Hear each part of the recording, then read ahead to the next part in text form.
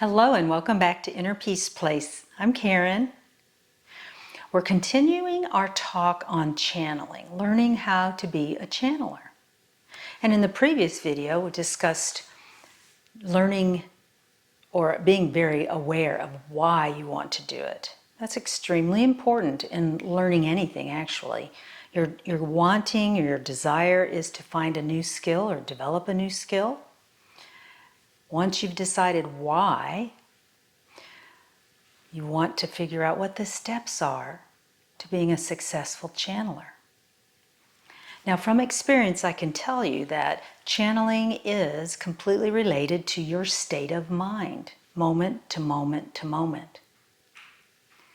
And what that means is if you're scattered or upset about something or just distracted significantly, it isn't a good time to try to make a connection to become more of a channeler. You see, you can get guidance for your own self, but as far as making a connection and hearing clear, concise guidance, it is really recommended that you sit down and meditate before you make that connection. Now, meditation is different for different people. So there isn't one way to meditate either. Just like there's not one way to channel. So meditation simply means stilling the mind and body. So I would recommend you do first is sitting in a comfortable position with a straight back. Your spine truly does need to be straight. And you don't want to tilt your head up. You want to have your head square or to the ground, Have everything nice and relaxed. Straight spine, straight head. Close your eyes. Take a deep breath. And look at all of the muscles in your body with your mind's eye. Relax your cheeks, your eyes, your arms, your back, your legs and toes. So go through a systematic relaxation of all your body parts. Now, the reason that this is important is that as you relax, you're stilling the physical form, but that also gives your brain something to do, a job to do. And so it's able to slow down and look at the different parts of your body instead of thinking about what you're going to be making for dinner or that argument you had with someone a little while ago. So relaxing the body is paramount to getting into a nice meditative state. Now, once you've gotten your body relaxed and it's being a good boy or girl, breathing is, in my opinion, a huge connection.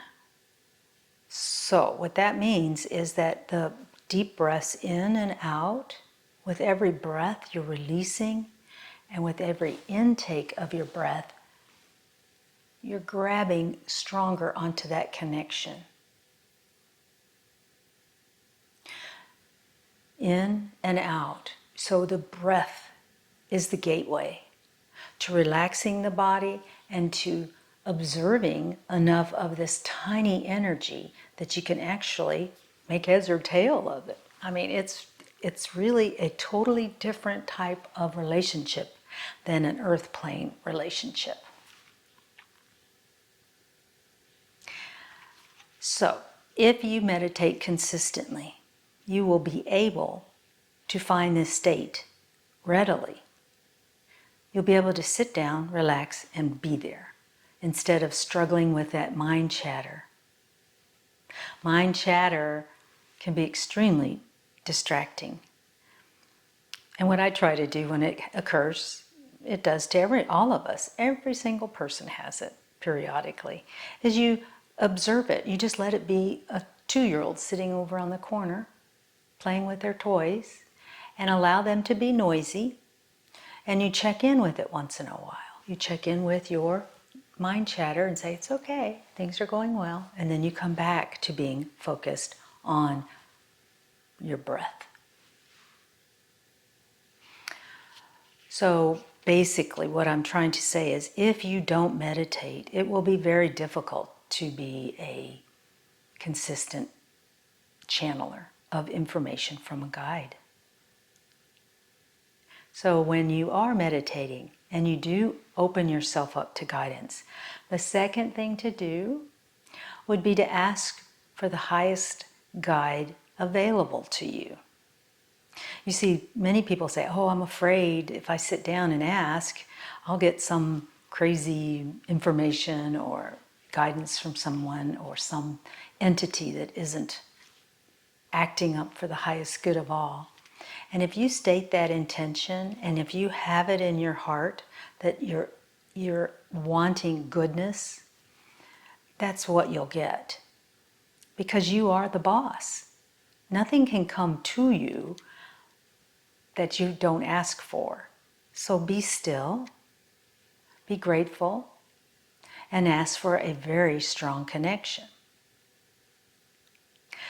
The next thing to do is, if you find that you might be getting a hit or some guidance or a feeling, or you hear something, or maybe a knowingness, with your eyes still closed, you want to compliment or state that that's what you're getting. So in other words, you're teaching your guides how to communicate with you.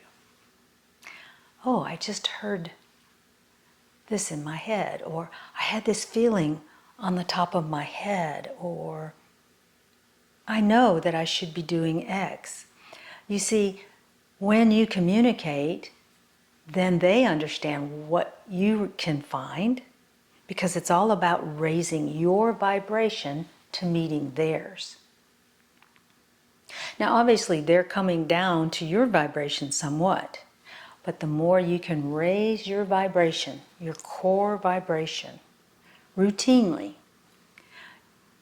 you'll find that the information comes more readily, and as you describe what you're getting, your guides will understand you better. We're all different. They're all different. And lastly, be patient with yourself. There are people that have sat down and just immediately started channeling someone or an entity, but that's not the common way that it's done. Most of us work very hard at controlling and calming our physical form and mental body. Those types of relationships take time, thought time. So as you're communicating back and forth, that relationship grows stronger, just like an earth plane relationship would grow stronger.